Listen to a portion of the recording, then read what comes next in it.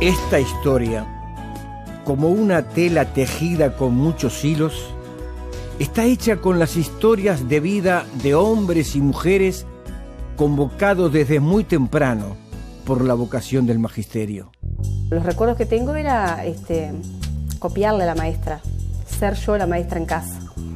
Pero lo hacía sola, porque mi hermana es más grande que yo. Me gustaba.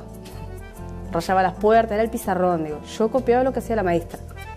Mi vocación de ser maestra creo que está desde los primeros juegos de la infancia, donde de repente sentaba a los muñecos y a las muñecas en sillas y pasaba la lista imitando a las maestras que tenía, y corregía cuadernos y le ponía tareas a los muñecos, y bueno, a partir de ahí después ese juego se fue transformando un poquito en algo más real, digo, con sobrinos o con primos más pequeños, ayudándolos a hacer los deberes, y bueno, y al transcurrir, bueno, de mi adolescencia y el liceo, bueno, fui descubriendo un poquito ahí mi vocación, hasta que llegó un momento en que, bueno, al salir de sexto año de secundaria tuve que, bueno, optar qué era lo que iba a hacer, qué camino iba a seguir en mi carrera, y bueno, es así como me volqué a la educación. En realidad de niña quería ser cajera de supermercado, como muchas supongo. Aparece, te diría que termina en el liceo. A mí, mi vocación en el liceo era, yo quería ser profesora de literatura. Empieza por ahí la vocación docente. De niña en algún momento lo dije, pero creo que todos los niños dicen en algún momento que quieren ser maestros. Después pasó, me empecé a inclinar por el arte y quería hacer bellas artes, terminé inscribiéndome en arquitectura, pero a raíz de toda la militancia, de las ocupaciones del 95, del 96, 97, como que empecé como a querer rumbear mi trabajo hacia algo que yo pudiera volcar mis inquietudes socialmente. Entonces ahí fue cuando empecé a buscar qué carrera podía hacer y terminé anotándome en magisterio, pero fue algo bastante espontáneo. Mi vocación aparece en forma no habitual como muchísimos maestros. Fue la casuística o fue el instinto que me llevó al Instituto Normal Mercedes. Es más, llego allí sin estar convencida.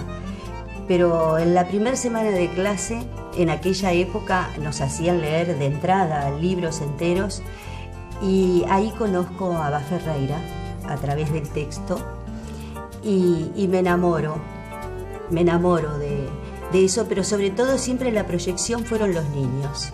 Yo era muy joven en Melbourne, iba a la escuela, admiré mucho a mis maestros, de los cuales tengo muy gratos recuerdos, sería innumerable la cantidad que tendría que nombrar, pero en el liceo después también tuve excelentes profesores, en una época muy particular, era ya a partir del año 49, ¿no? Y ahí fue también surgiendo la vocación y, digamos, y la gran problemática y la gran por el tema social, una vocación especial, una inclinación especial al tema social.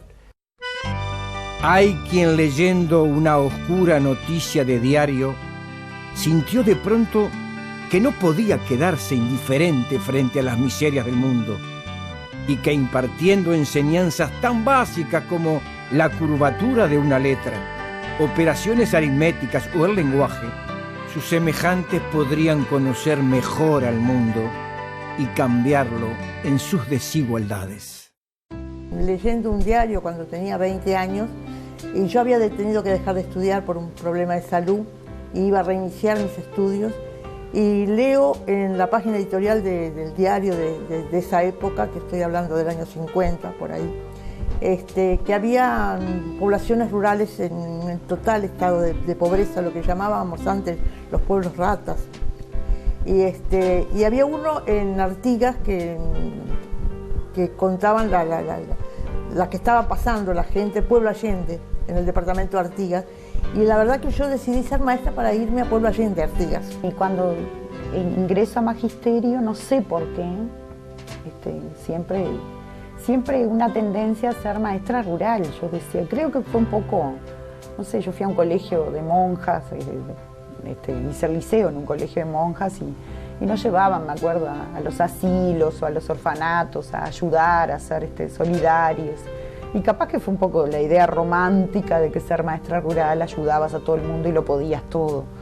Quizá un poco por ahí surge. También había algo en mi vida, en mi niñez, que no quería que se repitiera, y entonces transformar la vida de los niños me llevó un idealismo. Fue un idealismo que creo que en parte he podido concretar con muchísimos niños, quizá con otros no, pero con aquellos desafíos que nos presenta la clase, el aula, concreté muchas cosas. Hay quienes eligieron el medio rural y otros el ámbito urbano para desarrollar su labor de enseñar sin medir sacrificios, sin reclamar confort o la plena satisfacción de lo que la vida moderna legítimamente llama necesidades básicas. Elegí Arbolito, por supuesto que cuando elegí no tenía ni idea dónde estaba. Sabíamos, porque digo, eso a veces pasan las lecciones de cargo, es bárbaro, pero lo que sí, vos te bajás del ómnibus y está la escuela. Es una localidad que está más cerca de Tacuarembó que de Paysandú. 4 horas de viaje. Es un pueblo. En aquel entonces no había luz, no tenía las comodidades que hoy tiene, porque ha progresado un poco. Es un pueblo donde donde hay estancias, y el pueblo en aquel entonces y actualmente ha de ser más o menos alrededor de 30 casas. Y después el otro empujoncito, y quizá el más grande, me lo dieron Luis Gómez, que ya hoy es desaparecido, y José María Fuentes, el Licho Fuentes, que son dos, José María vive todavía, dos referentes de nuestra educación rural, ¿no? Lo primero que tuve que hacer era conseguir plata para el pasaje, porque es un pasaje caro. Eso es lo que tuve que hacer primero. Después, llevé como para quedarme una semana. Frazada, sábana y mucho material. ¿De qué rara arcilla humana están hechos estos maestros? ¿Qué fuego singular los anima para pulir y cincelar con paciencia las capacidades de sus alumnos, más allá de las más duras dificultades sociales y económicas? Si bien yo nunca había salido de mi casa, nunca había viajado ni nada, yo no tenía miedo de enfrentar una realidad distinta y creía en mis posibilidades de poder ayudar. Además, a esa altura, cuando yo ya empecé magisterio, yo ya había empezado a alfabetizar gente. En aquel momento había muchos inmigrantes que venían de Italia y venían de España. Yo tenía 3 o 4 chiquilines, ya habían 2 italianitos, una joven española de 20 años que era analfabeta. Y nos alumbrábamos a vela y un farol cuando comíamos. La otra compañera, el esposo vivía ahí cerca de Arbolito, pero igual se quedaba ella. Y algunas veces cuando me tocaba quedarme sola, iba la hija de la cocinera a quedar, porque yo estaba soltera, era joven. En el 85, cuando se reinstaura la democracia en nuestro país, bueno, egresamos. Tuve la suerte de que como ese último año se reinstauraron las prácticas rurales. Y bueno, y ahí fue donde tuve la suerte de conocer a estos 2 maestros maravillosos. Y bueno, y te transmitían todo el amor que ellos sentían por la educación rural y todos los ideales que tenían, porque bueno, vivieron una época muy fuerte de nuestra educación. Yo en sí no participé de las misiones pedagógicas, pero estaba vinculado a Melo y a Soler y a todo el grupo de maestros que estaban en esa época. La misión en sí, que era las tareas que hacíamos de noche, el relevamiento de la rendición de cuentas de todo lo que hacíamos durante el día, y programamos la actividad para los días. Y después quedaba la posmisión para cortarlo, lo que se llamaba gestiones que se hacían en Melo, que se hacían en Montevideo, por la policlínica, por lograr gente que pudiera darnos una mano y bueno, instalar servicios en esa zona que quedaran funcionando una vez que la misión se retiraba. Nosotros habíamos hecho una campaña en las zonas del norte de Vinchuca. Una de las cosas que intentábamos hacer para combatir la vinchuca era blanquear, y para mejorar la vida de la gente también, era blanquear los ranchos con cal, para lo cual compramos brochas, se compró cal y se vendía. En las minas no se regalaba nada, todo había que conquistarlo con trabajo o con dinero, ¿verdad? Licho Fuentes estuvo en la experiencia de la mina. Y Luis Gómez, toda su vida, yo creo que fue maestro rural y bueno, eran inspectores en ese momento. Pero sí, era de esa gente que te transmite lo que siente y te lo hace vivir. Y bueno, y me acuerdo que Luis Gómez nos elevaba al cielo, digo yo, porque el maestro todo lo podía. Y el Licho nos bajaba un poco a la tierra. En aquel entonces y actualmente sigue, no había ómnibus todos los días. Aparte eran 4 horas de viaje. Te tenés que quedar, no tenés otra alternativa. Y entonces, una semana iba a empresa Copay y la otra semana iba a empresa Alonso. Salía a las 4 de la mañana el ómnibus y llegaba 7:30, 8. Hoy, en una sociedad cada vez más compleja, las experiencias educativas vividas por estos maestros de distintas generaciones nos llevan a reflexionar sobre la problemática que afrontan nuestros maestros y su organización gremial. Y que nos preguntemos, ¿valoramos y respetamos el papel del maestro como en otras épocas? La maestra iba a mi casa a tomar el té. Me acuerdo que era recibida como una princesa, como una autoridad, como algo, viene la maestra, y mi madre ya preparaba unos esconcitos. No sé, tengo un recuerdo prácticamente idílico de lo que fue mi paso por la escuela pública. La maestra que siempre mantuve el recuerdo del nombre, porque era una compinche, era una cosa impresionante. Me llamaba la maestra Circe, la señorita Circe, le decíamos nosotros a las maestras.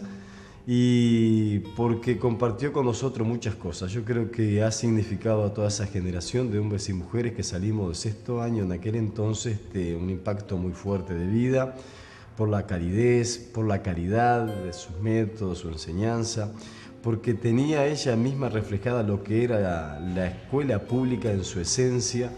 Recuerdo Teresita, que tenía una peculiaridad. Teresita se vestía con las túnicas, esas las de niña, con delantal y tablas. Fue la única maestra que tuve con túnica de delantal. ¿Y sabes qué notas ponía? No ponía ni bueno, ni bueno muy bueno, ni sobresaliente. Ponía muy lindo, precioso o lo mejor de todo. Eres un campeón.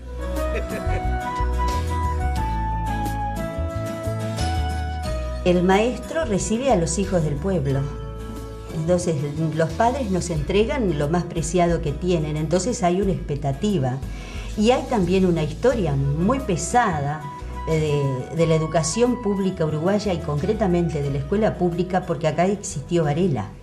No ocurre esto en el resto de América Latina y el Caribe. Esto nos distingue porque acá sí que no hay casualidad de que Uruguay se haya distinguido por su educación primaria del resto de los países del tercer mundo. Esto no es casual. Esto es porque hubo un hito en esta historia a partir de 1875 y que la sociedad se fue apropiando de eso. Le correspondió a José Pedro Varela un rol fundamental que fue el de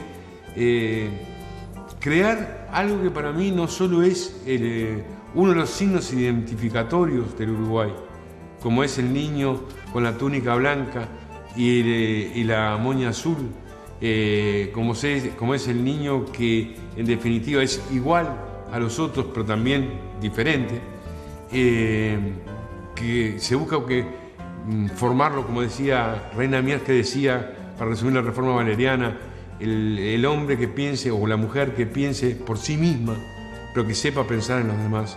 Entonces no es solo el signo identificatorio, sino también es la fuente de nuestra identidad.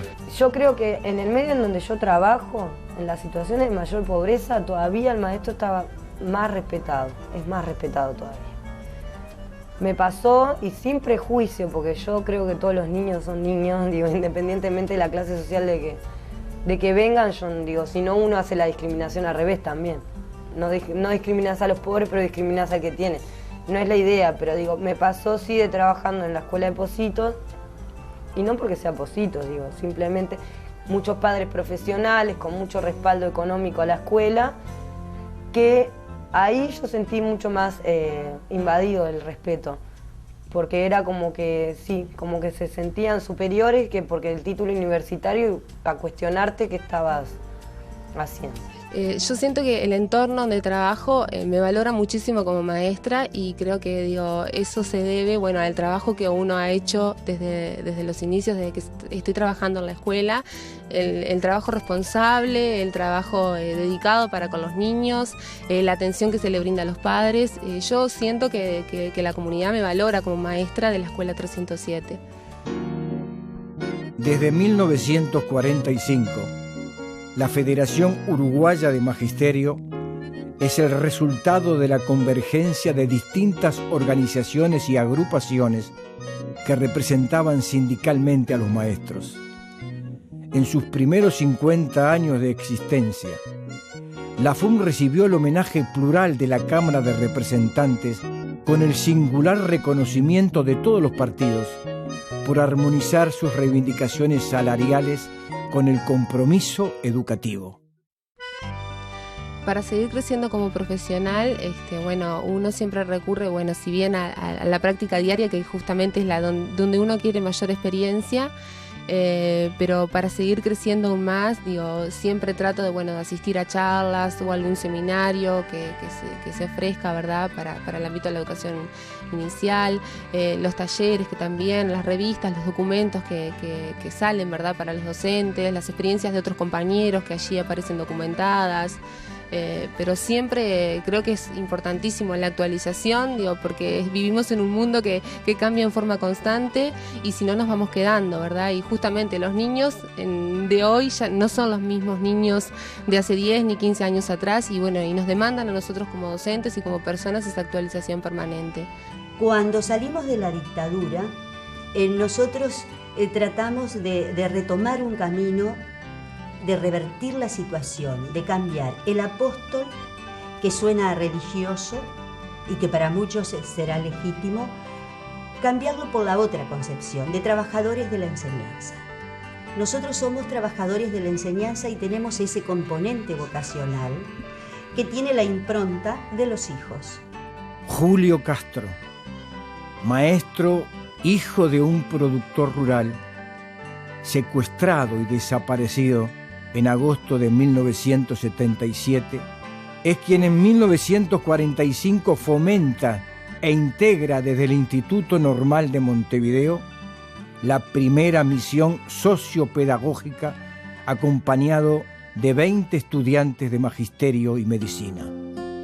Yo trabajé ahí en esa zona de Pueblo Noblía, que es una zona llana, y él vino una vez a esa zona, vino en un avioncito. Y vino a mi clase y se sentó a trabajar con mis niños, ¿no? Y lo recuerdo trabajando, yo estaba trabajando con un mapa que son de las cosas que no se hacen ahora tampoco. Yo cuando llegaba a la escuela agarraba una mesa vieja, le ponía una banda alrededor, la llenaba de arena y hacía una caja de arena y trabajaba geografía en esa caja de arena, hacíamos los mapas. Yo en ese momento estaba trabajando con el mapa de Uruguay. Y Julio se sentó en una sillita chica al lado y le empezó a hacer preguntas, esas que nunca se me habían ocurrido hacer a mí, que eran sustanciales para entender la geografía, ¿verdad? Para entender lo que es un río, lo que es una cuchilla, por qué las poblaciones se hacen en determinados lugares y en otros no. Es el recuerdo que tengo yo de Julio Castro maestro. La opinión que tengo es que además de ser un ser sensible, de ser un ser de haber sido inspirado en los valores profundamente democráticos y libertarios, era un individuo preocupado por el bien común, muy preocupado porque las cosas marcharan, para que las cosas se hicieran y también hacer pensar mucho responsablemente a la gente, que fue quizás uno de los valores, entre otros, más importantes de Julio Castro. Por eso el régimen fue tan severo, tan cruel, con un educador que dio todo en beneficio de los demás. El maestro Miguel Soler, nacido en Barcelona en 1922, llega de niño a Montevideo junto a su familia. Educado en la escuela pública, sigue la carrera de magisterio y trabaja como maestro rural. En 1945 es uno de los fundadores de la Federación Uruguaya del Magisterio y participa de la comisión redactora de los programas de estudio para las escuelas rurales en Uruguay. Creo que, entre otras cosas, el director de la experiencia, que era Miguel Soler, que tenía todas las cosas muy claras y muy razonadas, y que estaba acompañado en ese momento por Nelly Cuñado de Soler, que era su esposa y que era una mujer muy apasionada, además le daba ese tono de pasión a la tarea, ¿verdad? Yo creo que a la mina, pensándola así, dentro de este recuerdo de 54 años y que se hizo la experiencia, fue una experiencia en donde nosotros llevamos esperanza a una gran cantidad de gente que vivió feliz durante esos años, a pesar de todos los inconvenientes, de la pobreza, de las necesidades. Sabía que la escuela estaba ahí, que en la escuela había maestros que lo iban a escuchar, que dentro de las posibilidades siempre iban a haber soluciones, y con un mensaje de que siempre podemos hacer algo y siempre podemos hacer algo más. No nos sentíamos solos. Quedábamos, pero sabíamos que a 3, 4, 5 kilómetros de ahí había otra escuela con otro compañero que tenía los mismos materiales que Soler nos había repartido, hechos en un viejo mimeógrafo de aquellos de manija, a la luz de un farol, que en aquella época era lo único que teníamos, y que sabíamos que a los 10, 15 no habían teléfonos celulares, hay que ubicarse en una época muy distinta, ¿verdad? No teníamos formas de comunicación unos con otros, pero sabíamos que estábamos todos ahí y que en alguna circunstancia que alguna de las que estábamos, maestras de las que estábamos solas en la escuela, tenía algún problema, algún vecino iba a ir a caballo a avisar a la escuela central de que necesitábamos ayuda. Por suerte, difícilmente eso sucedía. Pero nos reuníamos y en esas reuniones, además del estudio teórico, de continuar estudiando sociología, pedagogía, didáctica, primeros auxilios, cantábamos, bailábamos, aprendíamos canciones y bailes para llevar después a la escuela y a los jóvenes, y a los no tan jóvenes también. La mina era un poblado de gente que trabajaba ahí, que vivían ahí, campesinos pequeños, algunos medianos, pero las condiciones de vida eran muy paupérrimos. Entonces había una escuela que era la escuela central, la escuela de 60 de la mina, que con las demás escuelas en los alrededores, eran 7 escuelas, hacían actividades durante todo el año, permanentemente. Se trasladaban de una escuela a la otra durante todo el año, todo ese periodo, en actividades manuales, artesanía, costura, explicación de las letras de las básicas, explicación de cómo se hacía un parto, cómo se trabajaba en el medio rural, porque estábamos asesorados por gente que sabía, iban ingenieros agrónomos, iban médicos, entre otros profesionales en las misiones pedagógicas. Los ranchitos tienen esas ventanitas y esas puertitas ciegas, en donde después que se cierran, se abre el fogón, se prende el fogoncito, no entra un rayo más de luz, ¿verdad? Entonces inventamos, bueno, vamos a tratar de poner vidrios en las ventanas. Y aprendimos cómo podíamos poner en una puerta ciega un vidrio. Y yo tengo muy presente, por ejemplo, algunos de los vidrios que puse en uno de los ranchitos, que estaba un alumno nuestro que estaba enfermo en ese momento, estaba en su camastrito, acostadito. Y yo fui con el hermano mayor, nos pusimos a poner el vidrio, ¿verdad? Y era de tarde, una tardecita. Salíamos de la escuela a las 3 de la tarde después de dar clase en la escuela rural, y después de eso, después de las 3 de la tarde empezamos a visitar hogares, a hacer las distintas tareas que teníamos planificadas. Y recuerdo que cuando terminamos de poner el vidrio, se estaba poniendo el sol, ¿no? Y aquella sensación que me dio aquel sol poniente detrás de ese vidrio, en ese ranchito que hasta ese momento no podían mirar para afuera, cuando venía el invierno y se cerraba la ventana, es también quizás uno de los rasgos de esperanza que nosotros dejamos en la mina. El maestro Homero Grillo, parte de una generación de maestros rurales que reflexionó y teorizó sobre la enseñanza rural. En 1961 participa de la fundación del Instituto Cooperativo de Educación Rural, ICER. Durante 14 años fue el coordinador del funcionamiento de este instituto que se cierra debido a los múltiples allanamientos sufridos después del golpe de Estado de Juan María Bordaberry. El ISER, el Instituto de Cooperativo de Educación Rural, era cuando se desmantela el núcleo de la mina por distintas razones. Algunos argumentaron como razones presupuestarias, yo diría que fueron por razones políticas e ideológicas, porque el régimen de turno en ese momento, al gobierno de turno en ese momento, digamos, quizá no le interesara demasiado formar educadores en aquellos valores que ya hemos expresado anteriormente. Entonces los maestros, por cuenta y por sí, al haberse desmantelado el núcleo de la mina, al haberse desmantelado el instituto, digamos, la sección de educación rural que había en aquella época en todo el país, donde trabajó mucho Soler en esa época y trabajó Enrique Braille, que fue maestro mío y fue director de la escuela en Mangrullo, en Cerro Largo, y los maestros, digamos, honoraria, desinteresada, generosa y sacrificadamente, organizaron el Instituto de Educación Rural, donde sacaban revistas, folletos, daban clases, dirigido por aquel maestro entrañable que fue también don Homero Grillo, para ayudar a los maestros, y hacían cursos en todo el país. El Instituto de Educación Rural cumplió, Cooperativo de Educación Rural, una tarea muy importante en ese sentido. Yo recuerdo compañeros como Rubén Lena, Luisito Gómez, Licho Fuentes, Henry Ruiz, casi todos ellos llegaron a cargos de inspecciones departamentales, que nunca hubieran podido terminar la carrera porque nunca hubieran podido venirse, como nosotros hicimos la carrera en 5 años. Unos vivieron la destitución, la marginación y la represión durante la dictadura. Otros, en sus años de formación, sufrieron los efectos de aquel estado de cosas. En el primer año, en el 75, no echaron gente, sino, por lo menos adentro de primaria, sino que nos trasladaban del lugar. Entonces ese primer año trasladaron a 6 o 7 personas, no me acuerdo los nombres de algunos compañeros, nos trasladaron de un departamento a otro. Yo era inspectora efectiva por concurso, había concursado en el año 73 en Montevideo. Yo en ese momento tenía 2 hijos chicos y no podía salir de Montevideo. Yo comienzo en el año 70, mi carrera hasta el 73, entonces todos sabemos de qué estamos hablando.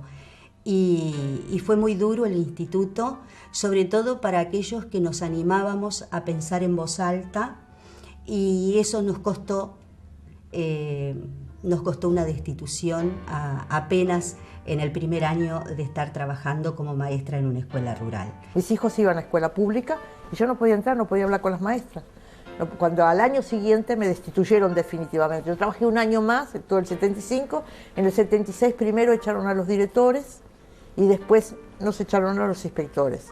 Y a partir de ahí, a partir de que yo me retiré, me era muy dificultoso poder hablar con las maestras de mis hijos porque la gente tenía miedo, las maestras tenían miedo que viniera una inspectora y la vieran hablando conmigo, y entonces se me hacía muy dificultoso hasta que llegó un punto que yo también tuve que sacar a mis hijos de la escuela pública, lamentablemente. Bueno, yo había tenido una larga actuación gremial que arrancaba en Melo, después en Montevideo, en las asociaciones de maestros, en la Federación Uruguaya del Magisterio, donde tuve maestros, digamos, sindicalistas como Selmar Barbie, Juan Lorenzo Pons, Diasco Pérez, fuimos secretarios de la federación, los dos, y con Víctor Brindisi, que era el presidente. La larga actuación gremial que teníamos nosotros, y alcanzamos a ser secretario general de la Federación Uruguaya del Magisterio, ya por el año 70 y pico, ya estábamos en los prolegómenos de la dictadura, cuando aparece el 68 el gobierno de Pacheco Areco. Y seguro no podían verse que un secretario de una federación estuviera trabajando. Entonces, todo tipo de artimañas y de historias por razones políticas, gremiales y también ideológicas, nos echaron del cargo y bueno, tuvimos que hacer cualquier cosa posteriormente, vender libros, vender diapositivas. El diálogo y el intercambio de experiencias, la capacitación permanente y la reflexión en común sobre el trabajo educativo es también parte de la actividad de la organización gremial de los maestros. Fue el magisterio el que tuvo la reserva moral para sostener a la escuela pública, con mucho miedo en muchos casos, con muchísimo miedo, porque adentro de la escuela también estaba la dictadura. Sin embargo, los maestros se las ingeniaron para tener aquello del currículum oculto, como para que al niño no lo salpicara tanto la dictadura. Entonces, nosotros seguimos en esa dirección pensando que un sindicato no debe apuntar solamente a lo reivindicativo, que sí es esencial porque somos trabajadores y hacemos las cosas dentro de la legalidad y de la ética. Pero la profesión la cuidamos porque de nuestra profesión dependen muchas almitas. Y el magisterio de Tacuarembó es muy inquieto, es muy pujante. Y bueno, yo me vinculé, empecé a militar y nos vinculamos con el Quehacer Educativo, que es la revista del sindicato. Y bueno, y de ahí he tenido muchas oportunidades de actualización y de formación y realmente nos está brindando muchos espacios el Quehacer. La FUN cumple las dos funciones, porque ha entendido la FUN siempre que el mejor maestro, el mejor dirigente es aquel que no solamente milita sindicalmente, sino que se forma desde el punto de vista técnico y formal. Es decir, hay una doble condición en el educador y la FUN ha hecho cursos de formación, saca revistas en la época que estábamos nosotros y posteriormente. Realiza cursos de didáctica, de metodología, de psicología, para que los maestros se formen y puedan prepararse en las mejores condiciones para el concurso. La FUN ve como importante ese espacio. Y somos 17, 18 maestros de todo el país que venimos un sábado por mes. Y realmente es investigación-acción lo que estamos haciendo, ¿no? O sea que vamos investigando y vamos tratando, reflexionando sobre nuestras propias prácticas y mejorándolas, evidentemente, o bueno, intentando hacerlo, pero estoy convencida que todos hemos cambiado nuestra mirada, ¿no? Sobre nuestras prácticas más que nada, por cómo ha ido evolucionando el grupo, ¿no? Tener a los más pequeños en nuestras manos, nuestra federación lo tiene muy claro, y para eso ha generado y se las ingenió en los peores momentos para hacer un abanico de proyectos que nos han posicionado hoy como el sindicato más grande del PIT-CNT. ¿Pero por qué? Porque hay una convicción que nosotros tenemos que atender nuestra profesión cuando los que deberían haberlo hecho, atender nuestra profesión como es debido, no lo hicieron. Porque a nosotros nos cerraron el Instituto Magisterial Superior, que hacía de que los maestros hicieran su carrera. Algunos, los del interior, nos veíamos muy postergados. Entonces, empezaron a bajar los salarios en picada libre.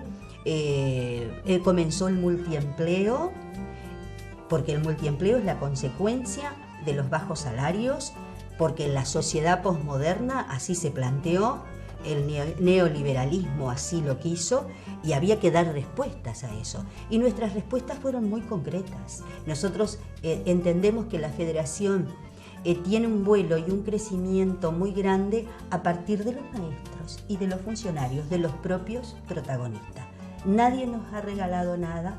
El regalo es el trabajo cotidiano, darle a la federación nuestra militancia, pero dar en la escuela lo que hay que dar, que es más enseñanza para nuestros hijos.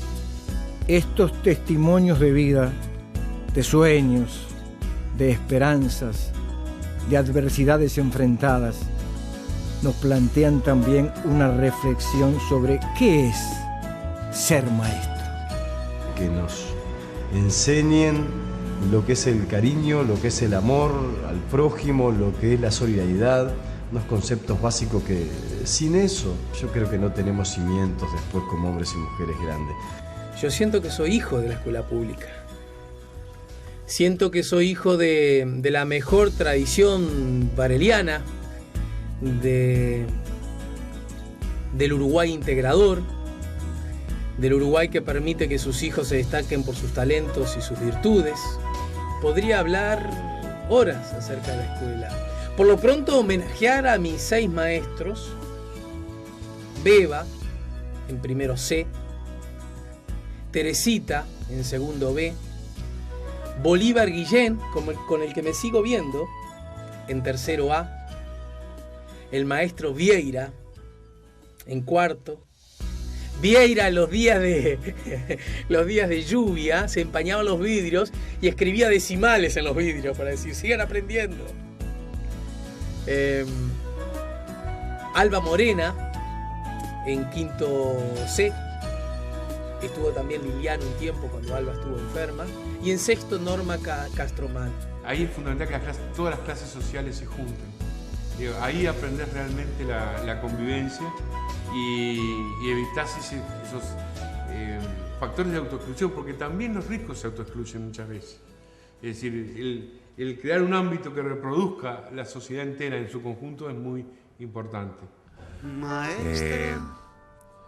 No sé, recuerdo anécdotas increíbles. Me acuerdo que una vez vino una suplente, no estaba mi maestra de quinto que nosotros adorábamos, y bueno, no, la verdad que cuando se nos saltaba un poco la cadena cuando no venía la maestra nuestra. Y bueno, hubo una tiza, alguien tiró una tiza al suplente o a la suplente, una muchachita joven, y al otro, bueno, vino la directora y preguntó quién había sido. Y bueno, y como yo tenía medio fama de ser ahí un poco díscolo, me dijeron, bueno, vos tenés que...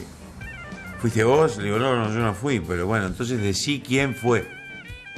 Me pusieron en ese brete, y yo recuerdo que me negué a decir a delatar al compañero, y terminé en la dirección, ¿no? Y al otro día vuelve mi maestra Leda, y enterada de la situación, bueno, me llama al frente de la clase, y bueno, comienza a hacer un poco el raconto de los acontecimientos, a decir de que habían estado mal los chiquilines, que cuando venía una suplente, bueno, a explicarnos un poco la naturaleza de lo que era una suplencia, de que había que ser respetuoso con las muchachas jóvenes. Y cuando yo esperaba que viniera para mí una censura, me felicitó.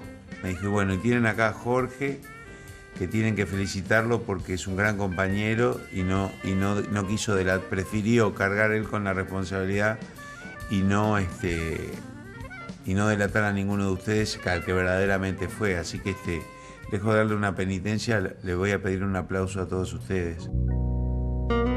Educar significa abrir horizontes que hagan posible la afirmación de la identidad de cada niño y su participación en la creación de las realidades de su comunidad. La tarea de alentar la capacidad creadora de cada individuo y su indispensable integración social demarcan el papel insustituible y fundamental de los maestros. Es muy agradable, ¿verdad?, salir de repente a la calle a hacer los mandados, o salir a comprar algo, o ir a hacer a visitar a algún familiar, y bueno, encontrarme también en la calle o en el barrio con los alumnos, con la familia de los alumnos. Uno siente como que es conocido, no solamente por la labor que realiza en la escuela, sino también en el barrio donde trabaja y donde uno vive. También es verdad. El principal desafío es que el niño aprenda, ¿no? Ni que hablar. En el medio rural, me parece que, como yo no digo que la escuela sea la salvadora ni nada de eso, no, pero me parece que es muy importante brindar oportunidades, brindar cosas que le abran la cabeza a ese niño, brindar cosas nuevas, cosas a las que no tiene acceso. Cuando comenzó el tema de las computadoras para los niños, uno piensa enseguida, porque va a haber determinados niños que nosotros tuvimos de alumnos, o los hermanos o algo, que capaz que nunca hubieran tenido acceso a la computadora personal, propia. Incluso más, para mí, yo tengo un nene de 7 que tampoco le hubiera podido comprar, y él tiene su computadora ahora. Hay que darle la oportunidad. Por medio de la computadora se le abre pila al niño la vida, y no va a no va a suprimir ningún libro. Es verdad que tenemos estamos enfrentando distintos problemas en las escuelas con nuestros niños, porque nuestros niños están enfrentando una vida también muy dura en muchísimos casos. Entonces, en ese sentido, ¿a quién se recurre primero? Y se recurre al maestro, pero el maestro que viene del multiempleo, con salario devaluado, es parte de esa sociedad. Por lo tanto, no podemos tomar y sacarla del contexto a la escuela del barrio, a cualquier escuela, con su cuerpo docente, con sus niños, sacarla de la realidad. Las pautas de la realidad están. Ahora, ¿qué queremos nosotros? Queremos transformar la escuela. Queremos que todos tengan acceso a lo que tiene la universalidad, ¿no? La democratización del conocimiento para nuestros niños. Eso es lo que nosotros queremos. Al vivir en la escuela, al estar todo el tiempo en tu trabajo, digamos, ¿no? Sí, yo qué sé, yo creo que todos dejamos mucho en el camino de la vida personal. De nuestra vida personal dejamos mucho por las escuelas. Estoy convencida que es así. Yo lo hice y veo que otros compañeros lo hacen. Dejas mucho en el camino, pero no es que te lo pidan, no es que te lo exijan, ni que seas tan bueno que lo haces porque sos un mártir de la educación. No es eso. Es es un trabajo que si lo haces de corazón o de vocación, no sé cómo llamarle, sí, te vas metiendo. Y en aquel momento nos respetaban mucho a los maestros. Recuerdo que ya te había dicho que a los maestros los taximetristas no nos querían llevar. Cuando llegué a la escuela los padres ya sabían que tenían que irlos a buscar, pero me dejaron una niña que no la venía nadie a buscar. Entonces, como ya estaba muy oscuro, le dije a la niña, bueno, decime dónde yo te llevo. Y había que rodear todo el cuartel para llegar a la casa de la niña, que estaba por allá, por el bajo, ¿no? Entonces recuerdo, y lo recuerdo porque también me había pasado en la mina eso, una vez que veníamos de noche volviendo de visitar una familia y se acercaban dos borrachos y me dice mi compañera, ¿qué hacemos ahora? Y vamos a saludar y decirles que somos las maestras. Y me pasó lo mismo allí en La Bollada. Se venían acercando dos soldados y yo volvía sola del lugar ese tan... Entonces, antes que dijeran nada, le digo, buenas noches, soy la maestra. Y pasé muy bien sin ningún problema.